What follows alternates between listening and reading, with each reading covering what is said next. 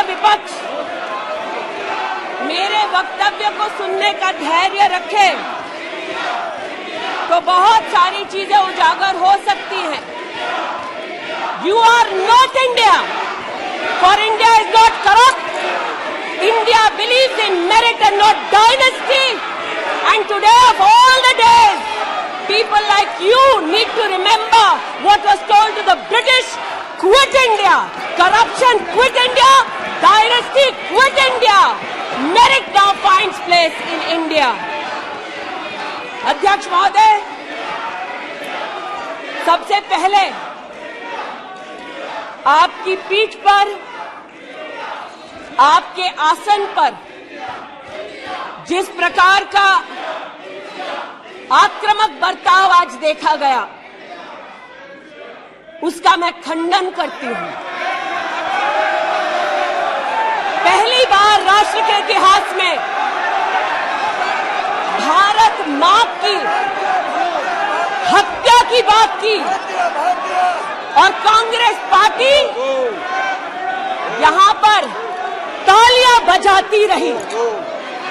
जो भारत की हत्या की बात पर कांग्रेस पार्टी ने ताली पीटी आज इस सदन में, इस बात का संकेत पूरे देश को दिया कि मन में गद्दारी किसकी है। मैं आज हिंदुस्तानी होने के नाते कहती हूं, मणिपुर खंडित नहीं है, विभाजित नहीं है, मेरे देश का अंग है। मैं इनसे पूछती हूं, इन्हीं के अलायंस के एक सदस्य बैठे हैं जिन्होंने तमिलनाडु में कहा कि भारत का मतलब मात्र उत्तर भारत। अगर हिम्मत हो राहुल गांधी में तो आकर भारत के ऊपर इस प्रकार का कटाक्ष करने वाले डीएमके के अपने साथी का खंडन करके बताएं। कांग्रेस पार्टी के एक नेता ने कश्मीर में रेफरेंडम की बात की। अगर हिम्मत है गांधी खानदान में तो इस सदन में और इस देश को बताए कि कश्मीर को देश से हटाने की साजिश में कांग्रेस के उस नेता का वक्तव्य क्यों है। You are not India because you define corruption in India. You are not India because you define incompetence. You are not India. एक मिनट माननीय सदस्य, ये तरीका ठीक नहीं है। सदन में नारेबाजी करना तरीका ठीक नहीं है। प्लीज माननीय सदस्य बैठिए, उनको अपनी बात कहने दीजिए। आपने अपनी बात कही है, यह तरीका ठीक नहीं है। नो गलत तरीका है आपका, नो गलत तरीका है आपका। स्मृति जी, पुनः कहती हूं अध्यक्ष महोदय, शायद अपने ही कोलाहल में सुन न पाए हो। मणिपुर हमारे देश का अभिन्न अंग है, खंडित न था, न है, न कभी होगा। इनके यूपीए के अलायंस के एक नेता ने तमिलनाडु में एक वक्तव्य दिया है। पुनः कहती हूं कि भारत का मतलब मात्र उत्तर भारत। मैं आज गांधी खानदान से, कांग्रेस पार्टी से पूछना चाहती हूं, क्या भारत केवल उत्तर भारत है? अगर दम है तो अपने पार्टनर को मुंह तोड़ जवाब दे, अगर हिंदुस्तान में आस्था रखते हैं। कांग्रेस के एक नेता ने अध्यक्ष महोदय कोर्ट में जाकर वक्तव्य दे दिया कि कश्मीर में रेफरेंडम की तलाशना चाहिए संभावना। मैं आज कांग्रेस पार्टी से पूछना चाहती हूं, क्या उनके आदेश अनुसार ये वक्तव्य कि कश्मीर का खंडन हो, भारत विभाजित हो, क्या ये कांग्रेस के नेतृत्व के आदेश के अनुसार है? अध्यक्ष महोदय, पुनः कहती हूं, हमारे राष्ट्र के संसदीय इतिहास में आज तक भारत मां की हत्या की बात करने वाले कभी भी बैठकर मेज नहीं थपथपाते। कांग्रेसियों ने बैठकर मां की हत्या के लिए मेज थपथपाई है।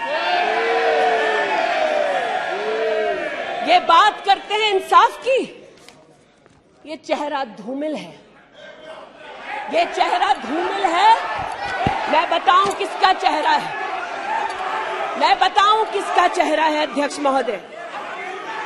ये चेहरा है गिरिजा टिक्कू का। सुन लीजिए पंडितों की दास्तान आप भी। गिरिजा टिक्कू का यह चित्र है। 90 के दशक में एक महिला यूनिवर्सिटी में अपना पेचेक लेने जाती है। सारी बातें करूंगी। अपना पेचेक लेने जाती है, बस से घर लौटने का प्रयास करती है। उसको 5 मर्द बस से खींचकर टैक्सी में ले जाते हैं, बलात्कार करते हैं और फिर आरी से उसका बदन काट देते हैं। जब गिरिजा टिक्कू के जीवन पर एक फिल्म में एक प्रति आया,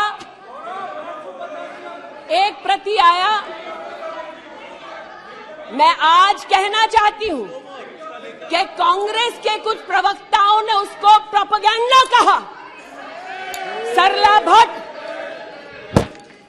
भट्ट, आप नहीं चाहते कश्मीरी पंडितों की दास्तान कहीं सुनाई जाए, आप नहीं चाहते वो आइडेंटिफाई हो एज विक्टिम्स। सरला भट्ट मेडिकल स्टाफ थी। 90 के दशक में उसको उसके इंस्टीट्यूट से अगवा करके गैंग रेप किया गया और सड़क के किनारे रखा गया। आज मैं पूछना चाहती हूं कि एक तरफ इनकी अलायंस के लोग हिंदुस्तान को विभाजित करने की बात करते हैं, ये आज अपने आप को इंसाफ के पुजारी बताते हैं, लेकिन मुझे बताइए गिरिजा टिक्कू, सरला भट्ट को कब इंसाफ मिलेगा? हर गली हर मोहल्ले में एक स्लोगन गूंजता था पंडितों के बीच, रलियू सलियू गलिव। पुनः कहती हूं, रलियू सलियू गलिव। आप चिल्लाना बंद करें, समझे पहले। रलियू सलियू गलिव। या तो अपना धर्म बदलो या कश्मीर छोड़ो या यहीं मरो। उनकी आवाज भारत की आवाज नहीं है। उनकी आवाज को आपने कभी नहीं सुना। मैं आज कहती हूं, इन्होंने कहा अश्रु बहाए, भ्रमण किया 84 के दौरान में। मुझ जैसे कई लोग देश की राजधानी में थे और किसी का वक्तव्य ना सुने अध्यक्ष जी। एक पत्रकार है प्रणय गुप्ता, उन्होंने लिखा कि सिख बच्चों को कैस्ट्रेट करके उनके अंगों को उनकी मां के मुंह में ठूसा गया। आज बोलती हूं, त्रिलोकपुरी में 30 औरतों को इकट्ठा करके चीला गांव में ले जाकर उनका बलात्कार किया।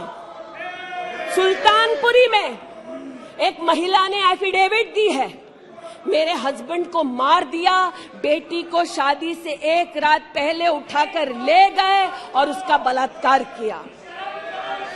एक 45 साल की मां ने कहा सिख दंगों के दौरान कि न सिर्फ मेरे पति को मारा, न सिर्फ मुझे गैंगरेप किया, बल्कि मेरे सामने मेरे बेटे पर केरोसिन छिड़ककर उसको आग लगा दी गई। और आज भारत की बात करते हैं, कहते हैं कि कश्मीर से कन्याकुमारी तक 130 दिन चल रहे थे। मैं जोड़ों के दर्द पर भाषण नहीं दूंगी अध्यक्ष महोदय, लेकिन इतना जरूर कहूंगी कि जिन वादियों को हिंदुस्तान ने खून से सना देखा है, जिन वादियों में गोलियों की आवाजें हर दिन सुनाई देती थी, जब ये उन वादियों में गए तो जैसे कश्मीरी कहते हैं शीन जंग कर रहे थे, बर्फ के गोलों के साथ अपने के किसी परिजन के साथ खेल रहे थे। अध्यक्ष महोदय, ये तब संभव हुआ जब प्रधानमंत्री मोदी ने धारा 370 हटाई। आज इस सदन में उल्लेख हुआ है कि ये गए हैं, I have been to Manipur, you might have not been. आज इस सदन में उल्लेख हुआ है कि ये यात्रा में गए और यात्रा में क्या आश्वासन दिया कि अगर इनका बस चले तो धारा 370 ये पुनः स्थापित कर दे। धारा 370 की वजह से कश्मीर की बेटियों को दहेज के लिए अगर प्रताड़ित किया जाता था तो वहां की बेटियों के पास कानून का सहारा नहीं था, क्योंकि इन्होंने धारा 370 लगाई। कश्मीर में अगर बेटियां प्रदेश के बाहर ब्याही जाती थी तो उनके पैतृक संपत्ति पर उनका अधिकार समाप्त हो जाता था, क्योंकि इन्होंने धारा 370 लगाई। कश्मीर में अगर 14 साल से कम उम्र की बच्ची का 18 साल से कम उम्र की बच्ची का ब्याह रचा दिया जाता था तो उसे कानून का संरक्षण नहीं मिलता था, क्योंकि इन्होंने धारा 370 लगाई। आज जो भग गए हैं सदन से उनसे कहना चाहती हूं कि इस देश में न धारा 370 लौटेगी, इस देश में कभी भी पंडितों को रलिव सलिव गलिव का धमकी कोई देने वाले बचेगा नहीं। आज कई यहां पर बहनें उपस्थित हैं जो वहां से अपनी आक्रोश को और राहुल जी के प्रति समर्थन को व्यक्त कर रही हैं। 84 के दंगों का विवरण सुनकर, गिरिजा टिक्कू का विवरण सुनकर, और मैंने स्वयं अध्यक्ष जी मणिपुर के मुख्यमंत्री से बात कर त्वरित रूप से वहां पर लोग पकड़े जाएं, न सिर्फ इसका वहां पर निवेदन किया बल्कि वो लोग पकड़े गए। सीबीआई की इंक्वायरी जारी है। लेकिन जो आज यहां बैठे हैं, मैंने उनसे पूछना चाहती हूं, जो चले गए, उन्होंने कहा वो राजस्थान गए, और राजस्थान में क्या हुआ महोदय? गिरिजा टिक्कू को तो 90 के दशक में आरी से काट दिया गया था। भीलवाड़ा में 14 साल की लड़की के साथ सामूहिक बलात्कार होता है। इस सदन से 2 महिला एमपीज उस परिवार से मिलती हैं। बच्ची जब जिंदा थी गैंगरेप के बाद महोदय, उसे काटा जाता है, फिर उसे भट्टी में डाल दिया जाता है। ये इन महिला सांसदों का वक्तव्य है कि जिस बच्ची को 14 साल की उम्र में जब जीवित थी गैंगरेप के बाद भीलवाड़ा राजस्थान में काटा गया, जलाने के लिए फेंका गया, उसका मात्र एक हाथ भट्टी के बाहर छूट गया था। मैं आज पूछना चाहती हूं अध्यक्ष महोदय, ये आज जो जोर जोर से चिल्ला रहे हैं, न्याय की गुहार इन्होंने तब नहीं लगाई जब 60 साल की एक महिला का पश्चिम बंगाल में उसकी नाती के सामने गैंगरेप हुआ। कोर्ट में केस लंबित है, इनका दिल नहीं दहला और पूछ रहे थे कि मणिपुर के बारे में, आप नॉर्थ ईस्ट के बारे में नहीं जानते। जिन्होंने प्रस्तावना की उनसे कहती हूँ, नल्ली का मैसेकर हुआ, 5 मिनट के लिए कांग्रेस की एक नेत्री गई, लेकिन इनका क्या रुख था तब? 2012 में तरुण गोगोई जी ने स्वयं वक्तव्य दिया है कि दंगे हो रहे हैं, लेकिन कांग्रेस की केंद्र की सरकार ना ट्रूप्स दे रही है, ना इंटेलिजेंस दे रही है। कोकराझार की बात करते हैं कि मेरा वक्तव्य नहीं है, तब के कांग्रेस के मुख्यमंत्री तरुण गोगोई का वक्तव्य है। कोकराझार में हिंसा होती है, धुबड़ी में 3-3 महीने कर्फ्यू रहता है। आज महोदय जो लोकतंत्र की दुहाई दे चुके हैं, हम बार बार इस सदन में बार बार इमरजेंसी की गाथा को याद करते हैं। इस सदन में हम लोग बार बार उन नेताओं को, उन सामाजिक संस्थाओं को, उन मीडिया के बंधुओं को उनकी प्रिंटिंग प्रेस कैसे जबरन बंद कर गई, उसको इस पर विस्तृत चर्चा होती है। लेकिन इमरजेंसी के कालखंड में साधारण महिला का इन्होंने, कांग्रेस पार्टी ने क्या हश्र किया। स्नेहलता रेड्डी की आज बात करना जरूरी है। बेंगलुरु की जेल में बंद किया गया और इसलिए बंद किया गया क्योंकि वो सोशलिस्ट थी, भाजपाई नहीं थी, सोशलिस्ट थी। और जब बंद किया 2 मई 1976 को, तब उन्होंने अपनी प्रिजनर्स डायरी में लिखा, और मैं कोट कर रही हूं, जो पब्लिकली अवेलेबल है। As a woman comes in, she is stripped naked in front of everyone else. When a human being is sentenced, is the punishment not enough? Must the human body be degraded and humiliated? ये स्नेहलता रेड्डी के शब्द हैं, जो उन्होंने emergency के कालखंड में jail में लिखे, अपनी अचीवमेंट्स को बताते हुए। जून 6, 1974 में स्नेहलता रेड्डी लिखती है that at least I have achieved something here. I have stopped the horrible beatings the women prisoners used to get. ये कांग्रेस का इतिहास है और ये भारत की बात करते हैं। अस्थमा की पेशेंट थी ये महिला, जेपी जी को तो डायलिसिस ना करने दिया, अस्थमा की इस पेशेंट को दवा नहीं लेने दी। वो 2 बार एस्थमेटिक कोमा में गई और एस्थमेटिक कोमा में जाते जाते जब उनकी हालत बिगड़ी तो पैरोल पर उनको 15 जनवरी 77 में छोड़ा। चार्जशीट में इस औरत का नाम नहीं था और 5 दिन बाद उनका देहांत हो गया। इनका इतिहास खून से सना है और जिनकी हत्या हुई आज वो इनको कटघरे में नहीं ला सकते, इसलिए आज इस सदन में मैं उनका नाम ले रही हूं, उनके बारे में बोल रही हूं। चाहते हैं कि मणिपुर पे चर्चा हो,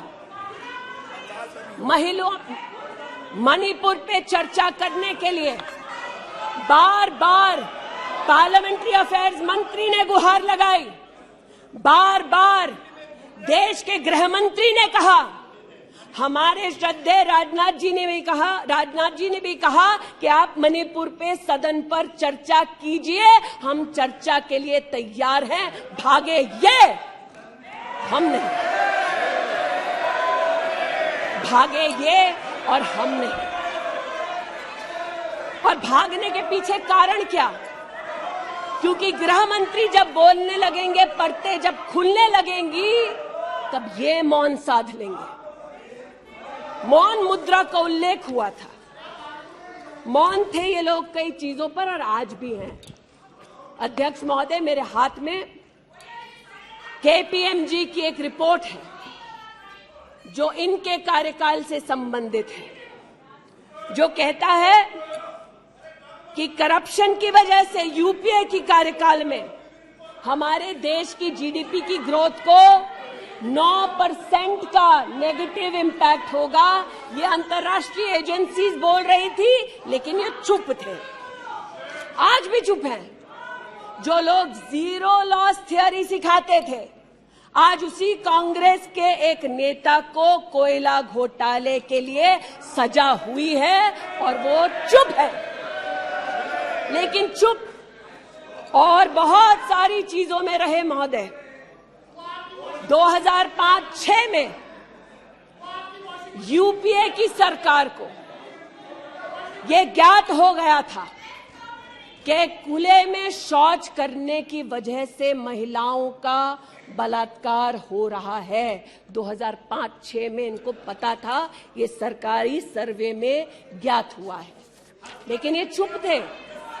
2010 में वर्ल्ड बैंक की रिपोर्ट ने कहा, इनकी तब सरकार थी, कि स्वच्छता न होने की वजह से देश की जीडीपी पर 6.4 का नेगेटिव इंपैक्ट है, ये चुप रहे।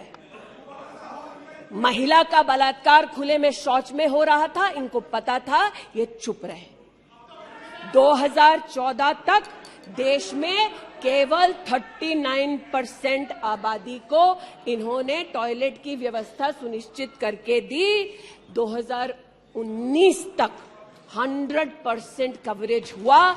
110 मिलियन टॉयलेट। ये हंसते हैं इस पे अध्यक्ष जी। शायद इनको पता नहीं है कि एक महिला के लिए दिन की शुरुआत में शौच के लिए बाहर जाना या सूर्यास्त का इंतजार करना, शौच के लिए बाहर जाना और वहां उसका शारीरिक शोषण होना, बलात्कार होना, ये कितनी बड़ी सामाजिक और क्रिमिनल चुनौती है, इस बात से इनको कोई सरोकार नहीं, इसलिए उपहास का विषय बनाते हैं। आज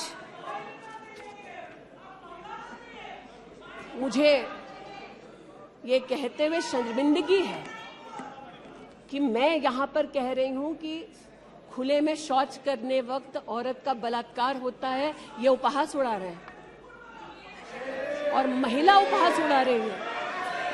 शायद यही लक्षण है कांग्रेस नीत अलायंस के कि औरत का बलात्कार हो तो ये हंसे, भारत मां की हत्या की बात हो तो ये यहां पर तालियां पीटे, ये कांग्रेस का लक्षण है।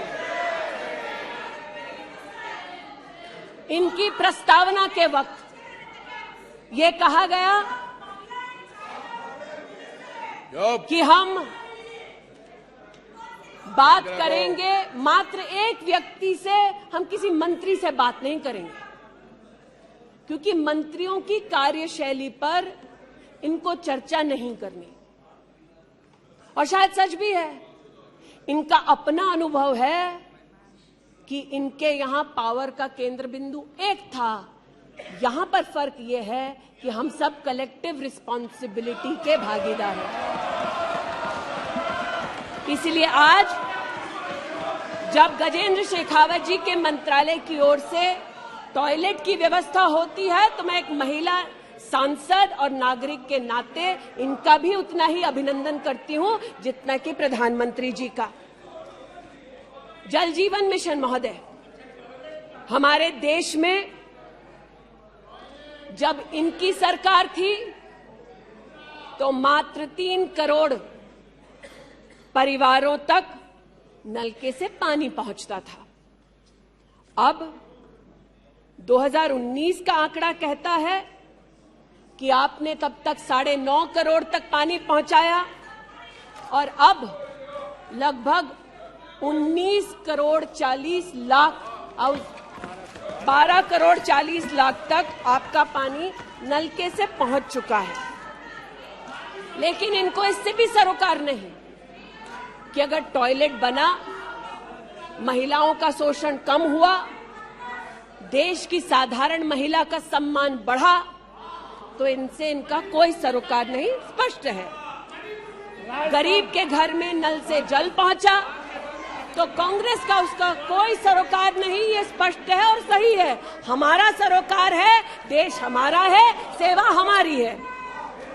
आज ये उत्तेजित है कि मैं इस सदन में मंत्रिमंडल के अपने कई सहयोगी साथियों का वर्णन करती हूं। एक ऐसी महिला मंत्री का वर्णन कर रही हूं जो वर्तमान में नहीं है। जनधन के माध्यम से 23 करोड़ महिलाओं का बैंक का खाता खुला। ये इनके लिए कोई मान्यता नहीं रखता, ये मुझे स्वीकार है, ये हमारे लिए अहम है। मुद्रा के माध्यम से 40 करोड़ लोगों को जो जीवन में कभी व्यवसाय नहीं कर पाते थे, जिनके पास कांग्रेस की पर्सनल डायलिंग मशीन नहीं थी, उनको मुद्रा का लोन मिला। 27 करोड़ लोन महिलाओं को दिए गए। महिलाओं को अपना व्यवसाय शुरू करने के लिए 23 लाख करोड़ रुपया सैंक्शन किया गया मुद्रा के माध्यम से। इनका उससे कोई सरोकार नहीं। 8 करोड़ नौजवान हमारे राष्ट्र के इतिहास में फर्स्ट टाइम एंटरप्रेन्योर्स बने, इनका उससे कोई सरोकार नहीं। 1,80,000 अकाउंट्स में स्टैंड अप इंडिया का 40,000 करोड़ का पैसा दिया गया। 80% महिलाएं। एक मिनट प्लीज, क्या तरीका है? वह अपनी बात कह रही है, तथ्यों के आधार पर कह रही है। आपको खंडन करना है तो आप बोलना, जब तथ्यों के आधार पर करना गलत बात है। नो गलत। माननीय मंत्री जी,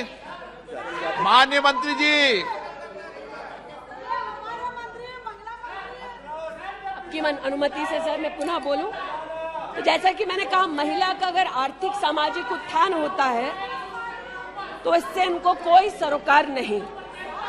सेल्फ हेल्प ग्रुप की बात करते हैं, जब इनकी सरकार थी तब मात्र 19 लाख सेल्फ हेल्प ग्रुप्स को इन्होंने 80,000 करोड़ का लोन दिया।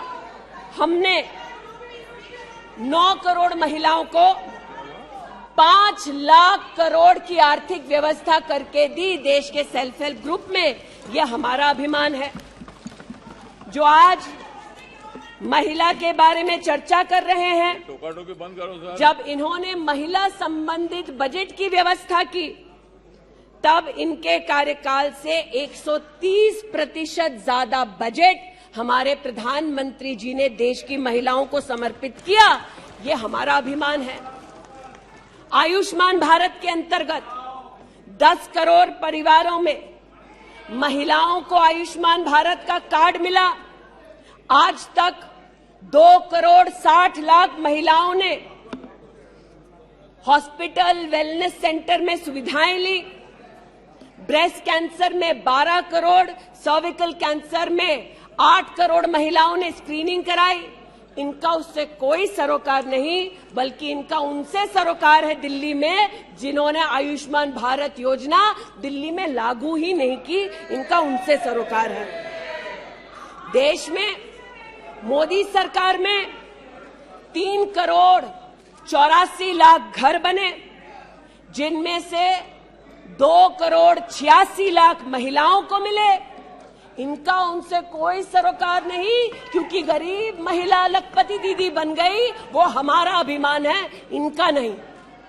हमारे देश में 8 करोड़ 50 लाख बेटियों ने समग्र शिक्षा के माध्यम से स्कूल में सेवा ली, मुफ्त टेक्स्ट बुक की सेवा ली। बेटियां का ये उपलब्धि हमारा अभिमान है, इनका नहीं।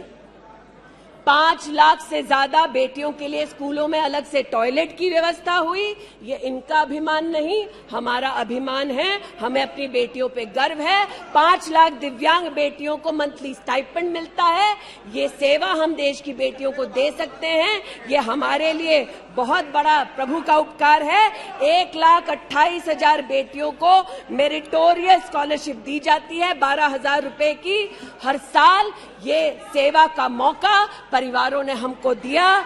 2 लाख से ज्यादा बेटियों को सेल्फ डिफेंस की ट्रेनिंग दी जा रही है। आज एलिमेंट्री एजुकेशन में बेटियों की एनरोलमेंट 100% है इस देश में। ये हमारे देश के लिए गौरव की बात है। आज पहली बार फीमेल एनरोलमेंट उच्च शिक्षा में महोदय 2 करोड़ से ज्यादा हुआ है महिलाओं का। ये देश के लिए गौरव की बात है। आज दलित बेटियों का एनरोलमेंट बढ़ा है 38%। दलित बेटियों का उल्लेख करती हूँ, ये चिल्लाते हैं इनको दलित बेटियों से सरोकार नहीं, हमको है। ये हमारे लिए गर्व की बात है। आदिवासी बच्चे, लड़कियां 63% उनका एनरोलमेंट बढ़ा महोदय। आदिवासी बच्चों के साथ इनका कोई सरोकार नहीं। आदिवासी बेटियों ने हमारे प्रधानमंत्री को सेवा का मौका दिया। ये हमारे लिए प्रभु की असीम कृपा है। नॉर्थ ईस्ट की बात करते हैं तो महिला ने नॉर्थ ईस्ट में 34% की इंक्रीज हुई है इनरोलमेंट में। नॉर्थ ईस्ट के मेरे सभी साथियों को, चाहे वो सदन में कहीं भी बैठे हों, महिलाओं की दृष्टि से मैं अभिनंदन देती हूं। आज हमारे देश में महिला जो पीएचडी करती है 99.2% की वृद्धि हुई है एनरोलमेंट में पीएचडी करने वाली महिलाओं में। ये हमारे लिए हिंदुस्तानी होने के नाते गौरव की बात है। आज जो महिला शैक्षिक संस्थानों में सेवा दे रही, यूनिवर्सिटीज में, इंस्टीट्यूशंस में, कॉलेजेस में 66%, 66% उनकी वृद्धि हुई है। आप हो करते जाएं, हम तो उनके लिए बल्ले बल्ले ही करेंगे। आज मुझे ये कहते हुए खुशी है कि हमारे लेबर मिनिस्ट्री ने कहा है कि ईपीएफ में 28,70,000 महिलाओं ने अब अपने आप को सब्सक्राइबर बनाया है। आज 2017 से लेकर 22 तक लगभग 1400 महिला साइंटिस्ट को भारत सरकार की विविध स्कीम्स के अंतर्गत सहयोग मिला है। आज महिलाओं को मैटरनिटी लीव में 26 हफ्ते की पेड मैटरनिटी लीव मोदी सरकार ने सुनिश्चित की है। आज महिलाओं ने 3 करोड़ बेटियों ने, महिलाओं ने प्रधानमंत्री मातृवंदना योजना के अंतर्गत 13,700 करोड़ रुपया अपने बैंक के खाते में पाया है। इस सेवा के लिए प्रधानमंत्री जी को आभार और बेटियों का अभिनंदन। आज हमारे देश की बेटियां सैनिक स्कूल में पढ़ सकती है। इस ऐतिहासिक निर्णय के लिए रक्षा मंत्री जी, प्रधानमंत्री जी को आभार। आज हमारी देश की बेटियां आर्म्ड फोर्सेस में परमानेंट कमीशन पा चुकी हैं। हमारे देश का गौरव बढ़ाने के लिए ऐसी बेटियों का आभार। आज जो महिला और महिला हक के लिए यहां बोल रहे हैं, आप विषय पे बोल रही हैं और अविश्वास प्रस्ताव पे सब विषय पर बोल सकते हैं। ये तरीका अच्छा है क्या? बोलिए माननीय। वो भी शायद मजबूर हैं, उनको भी रिमोट से डायरेक्शन आया है। इतना ही कहना चाहती हूं कि आज एक तरफ हमारी बेटियों ने सैनिक स्कूल में, आर्म्ड फोर्सेस में अपने प्रतिभा के आधार पर देश का गौरव बढ़ाया है। दूसरी ओर बिना किसी पुरुष सहयोगी के हिंदुस्तान के इतिहास में पहली बार 4,313 मुस्लिम बहनें अकेली हज के लिए गईं और सुरक्षित हिंदुस्तान लौटी। जो महिला हक की बात करते हैं महोदय, उनसे कहना चाहती हूं, महिला हक को संरक्षित करने के लिए जब हमारी सरकार ट्रिपल तलाक के कलंक को मिटाना चाहती थी, तब महिला के हक में नहीं बल्कि वोट बैंक के लालच में इन्होंने सदन की कार्रवाई को त्याग दिया था। आज जब ये महिला सुरक्षा की बात करते हैं महोदय, तो ये कहना उचित होगा कि एक तरफ निर्भया फंड की रचना की घोषणा करते हैं 13 में, एक काम निर्भया फंड में नहीं करते, लेकिन जो निर्भया के बलात्कारी हैं उनको कांग्रेस नित अलायंस के लोग बलात्कारी के हाथ में 10,000 रुपए और एक सिलाई की मशीन देते हैं। आज हमें इस बात का गौरव है कि देश में 42 प्रोजेक्ट्स 5,000 करोड़ की लगभग लागत से भारत सरकार के सौजन्य से बन रहे हैं। जो महिला सुरक्षा के लिए ये न कर पाए, वो आज प्रधानमंत्री मोदी कर रहे हैं। आज integrated emergency response management system के अंतर्गत देश के 983 रेलवे स्टेशन पर महिला पैसेंजर्स के लिए 2400 घंटे सुरक्षा का प्रावधान किया गया। आज कोंकण में वीडियो सर्वेलेंस सिस्टम की विशेष व्यवस्था महिला संरक्षण और महिला सुरक्षा के लिए की गई। आज चूंकि रेल मंत्री बैठे हैं, आर्टिफिशियल इंटेलिजेंस के आधार पर facial recognition system, integrated surveillance system, ये सब भारत सरकार के सौजन्य से महिला सुरक्षा के लिए प्रधानमंत्री मोदी ने सुनिश्चित की। एक बात पर मैं आपत्ति अभी दर्ज करती हूं अध्यक्ष जी, कि जिनको आज मुझसे पहले वक्तव्य देने का अधिकार दिया गया, उन्होंने जाते जाते एक अभद्र यहां पर लक्षण के दर्शन दिए। It is only a misogynistic man who can give a flying kiss to a parliament which seats female members of parliament. ऐसी गरिमा विहीन आचरण को इस देश के सदन में कभी नहीं देखा गया। ये उस खानदान के लक्षण हैं, ये आज सदन में देश को पता चले। लेकिन कहां गए हैं, वहां पर क्या हालात हैं अध्यक्ष महोदय? गोद भराई के नाम पर राजस्थान में भास्कर ने लिखा है कि राजस्थान की कांग्रेस की सरकार जेब भराई कर रही है। 13 से 20 महीने का घरबाशय दिखाया जा रहा है राजस्थान में और भारत की तिजोरी से पैसा लूटा जा रहा है। इनका सरोकार महिला उत्थान से नहीं, ये महिला के बारे में क्या सोचते हैं, इनकी क्या हरकतें हैं, इनके नेता ने जाते जाते यहां पर उसको प्रसारित कर दिया है। लेकिन इन्हें सरोकार इनके नेता को किससे है? चीन से है। तो चूंकि सब चीन में इतनी रुचि लेते हैं कांग्रेस पार्टी के नेता, इसलिए आज एक सुखद समाचार भी सुनाती हूं। चीन में 31st यूनिवर्सिटी गेम्स हुआ।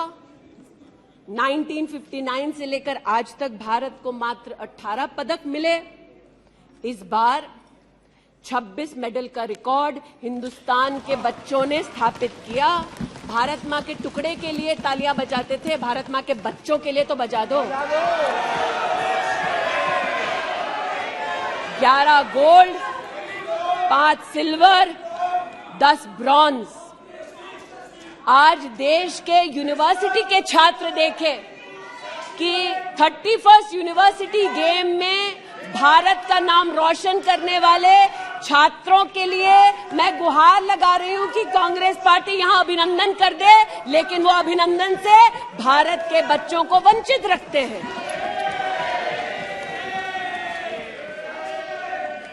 बात अभिनंदन की निकली तो एक वो भी थे जिन्होंने आसमान चीरा और दुश्मन को मुंहतोड़ जवाब दिया। आज जो व्यक्ति यहां पर भारत की आवाज का उल्लेख कर रहे थे, उन्होंने भारत की आवाज में आवाज मिलाकर तब नहीं बोला जब आतंकी हमला करते हैं। उन्होंने भारत के आवाज से अपनी आवाज को भिन्न करते हुए इस सदन में भारत के रक्षा बलों से प्रमाण मांगा इस सदन में। लेकिन प्रमाण क्यों मांगा? क्योंकि कुछ लोगों ने कहा होगा। और प्रमाण मांगने का क्या सलीका है, ये मीडिया के मित्रों के माध्यम से आया है ध्यान में देश के। न्यूज क्लिक की आज बात करना थोड़ा मैं जरूरी समझती हूं। न्यूज क्लिक, नेवल सिंघम कुछ पत्रकारों को हिंदुस्तान में लिखते हैं कि किस प्रकार से हिंदुस्तान के खिलाफ न्यूज सर्कुलेट होनी चाहिए, कैसे चाइना के समर्थन में अलग अलग आर्टिकल लिखने चाहिए। और इसे एक बार छपवा दो तो ट्राई कॉन्टिनेंटल पब्लिकेशन इसको इकट्ठा करके फिर काम आगे बढ़ाएगा। मेरे एक पार्लियामेंट्री सहयोगी निशिकांत जी ने इस पर जब विषय उठाया तो मैं स्तब्ध हूं कि कांग्रेस पार्टी ने डिमांड नहीं की कि अगर कोई बाहरी ताकत का पैसा लेकर हिंदुस्तान में व्यवस्थाओं को भंग करना चाहता है, हिंदुस्तान को कलंकित करना चाहता है तो उस पर कार्रवाई करो। ऐसा कांग्रेस का पक्ष नहीं था। कांग्रेस ने पक्ष ये लिया कि जो निशिकांत दुबे के मुंह से शब्द निकले हैं उनको एक्सपंज कर दीजिए। लेकिन ये जो ट्राई कॉन्टिनेंटल पब्लिकेशन है महोदय जी, जिसके बारे में ना आप ईडी को माने, न्यूयॉर्क टाइम्स को माने, वो ट्राई कॉन्टिनेंटल पब्लिकेशन के जो मुख्य रिसर्चर हैं उनके वक्तव्य को कांग्रेस पार्टी अपने ऑफिशियल फेसबुक पर क्यों डालती है, ये मैं पूछना चाहती हूं।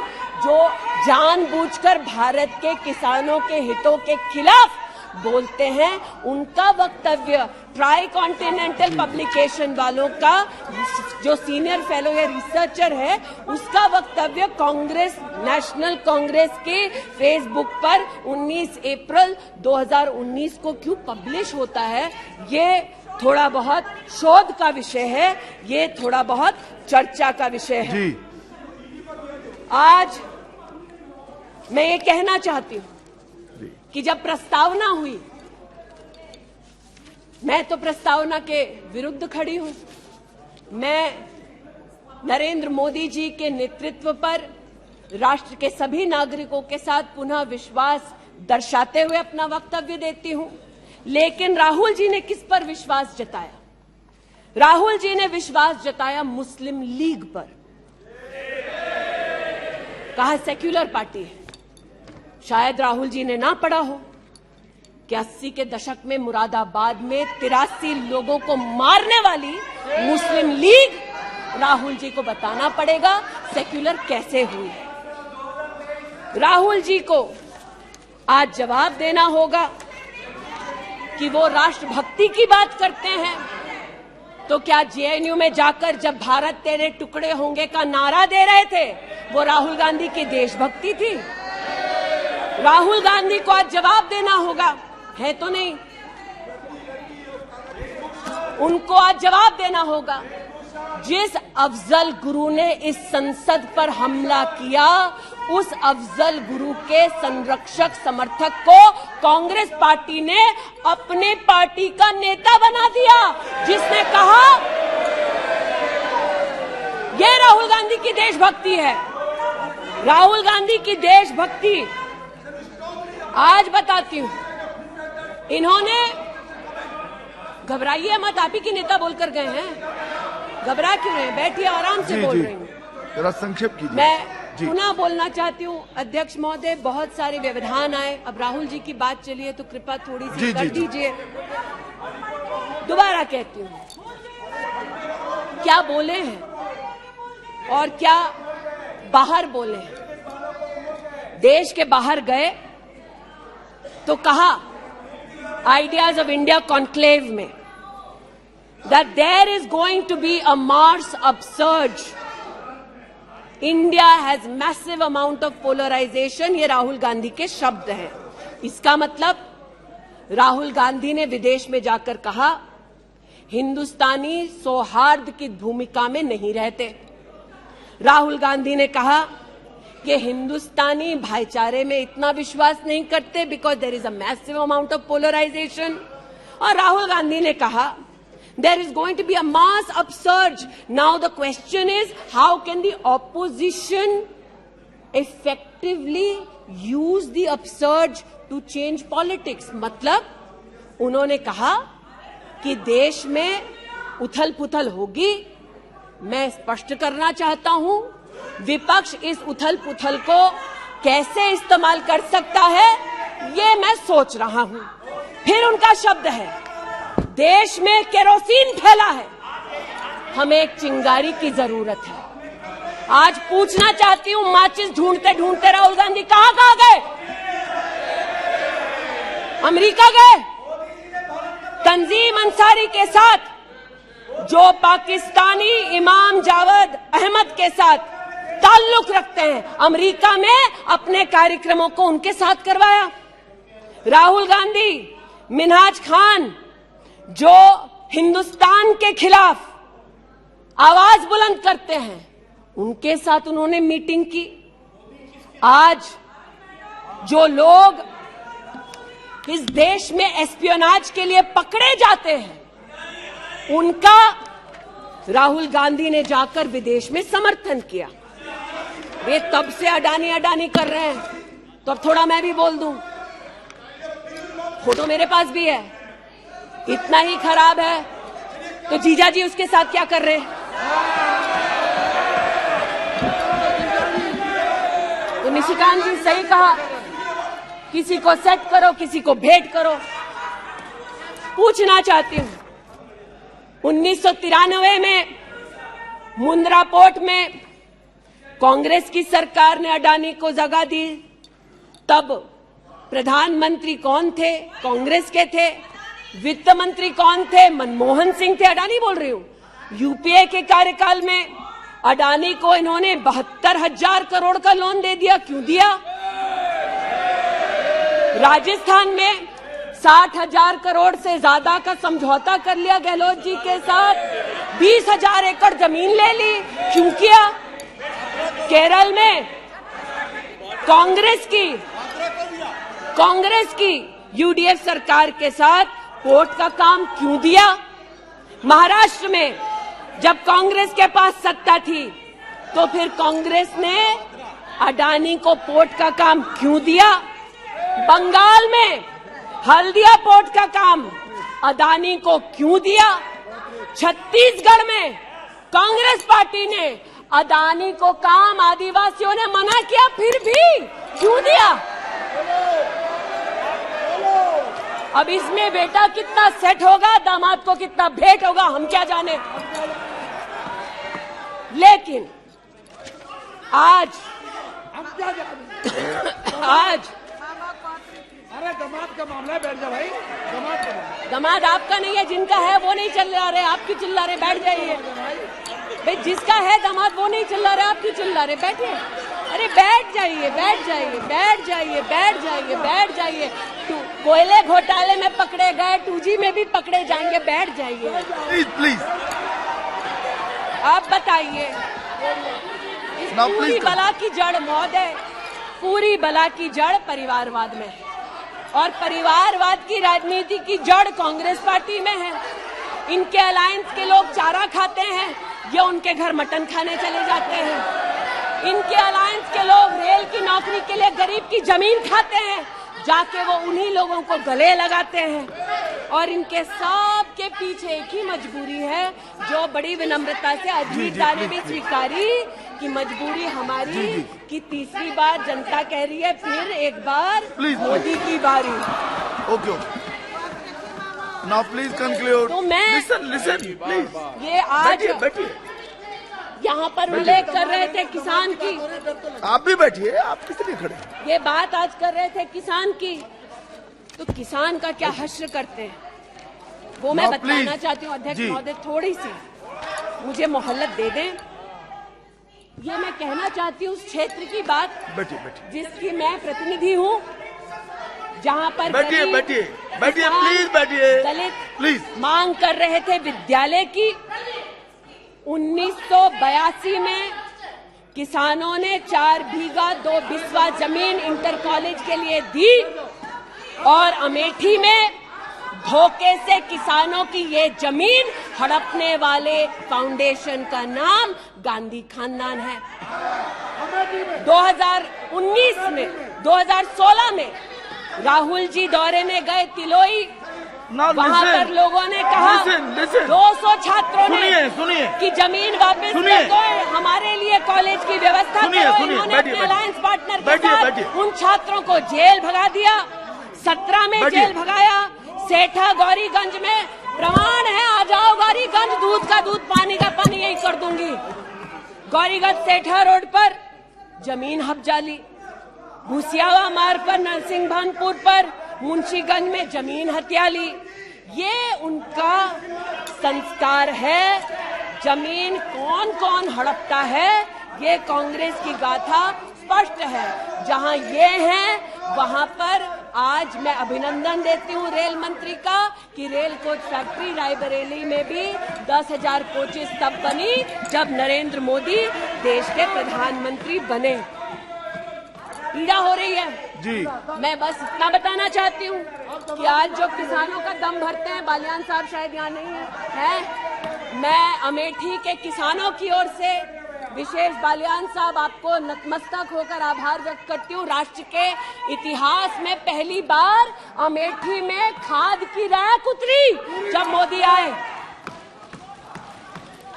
इन्होंने न खाद दी, गौरीगंज में किसानों पर लाठीचार्ज करते थे, राजनाथ जी इसके साक्षी हैं। इन्होंने 80% लोगों के पास अमेठी में, जहां 5 दशक इन्होंने राज किया, 80% लोगों को शौचालय नहीं दिया, 60% लोगों के घर में बिजली नहीं दी।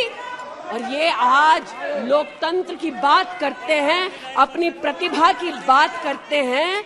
आज मैं आभार व्यक्त करती हूँ, अमेठी का पहला सैनिक स्कूल मोदी जी ने दिया, 7.5 लाख लोगों को मुफ्त अनाज मोदी जी दे रहे हैं। अमेठी का आज पहला मेडिकल कॉलेज, जिसके नाम से इस खानदान ने जमीन हड़प ली थी, वो नरेंद्र मोदी ने दिलवाई। आज मैं इतना कहना चाहती हूँ अध्यक्ष महोदय, जो अभी है नहीं, जो 50 साल की उम्र के बाद देश देखने निकले थे, वो देश के किस कोने में वर्तमान में है मैं नहीं जानती, लेकिन इतना एक मिनट। और देखिए, रोम के आपने एक फिलोसोफर का ये मंत्रिमंडल में अविश्वास प्रस्ताव लाया है। नेशन कैन तो सर्वाइव, मंत्रिमंडल उस संबंध में बोलेगा, उनको बोलने का अधिकार है। प्लीज आप बैठ जाइए। मणिपुर पर चर्चा आपने नहीं मांगी है, वो एक विषय है, उस पर चर्चा हो रही है, उसका उत्तर भी आएगा, परंतु no, please sit down, please sit down. But what sir of the enemy who speaks slyly, what of that enemy? आज जिनके पास ना नीति थी, ना नियत थी, ना देश के प्रति निष्ठा थी, आज ना जो कभी हिंदू के हुए, जिन्होंने राम के अस्तित्व को नकार दिया, ना सिखों के साथ जिन्होंने इंसाफ किया, जो ना कभी महिलाओं के उत्थान के लिए समर्पित थे, ना नौजवान के सशक्तिकरण के लिए समर्पित थे, ना किसान के बलिदान को स्वीकार कर किसान की समृद्धि के लिए समर्पित थे। आज उनसे कहना चाहती हूं कि जो समर्पित है, जो सबके विश्वास के साथ सबका विकास कर रहा है, उस पर देश को पुनः विश्वास दिखाएंगे। 24 में पुनः मोदी सरकार बनाएंगे। इस अविश्वास प्रस्ताव का मैं निषेध करती हूं और भारत मां का जयकारा लगाते हुए जो भारत मां की हत्या की बात कर रहे थे महोदय, उनसे कहना चाहती हूं, अंग्रेज आए चले गए, मुगलिया सल्तनत आई खत्म हो गई, हिंदुस्तान आज भी है और आगे भी रहेगा। और हिंदुस्तान इस देश की तिजोरी की चाबी वापस उनकी माताजी के हाथ में नहीं देगा।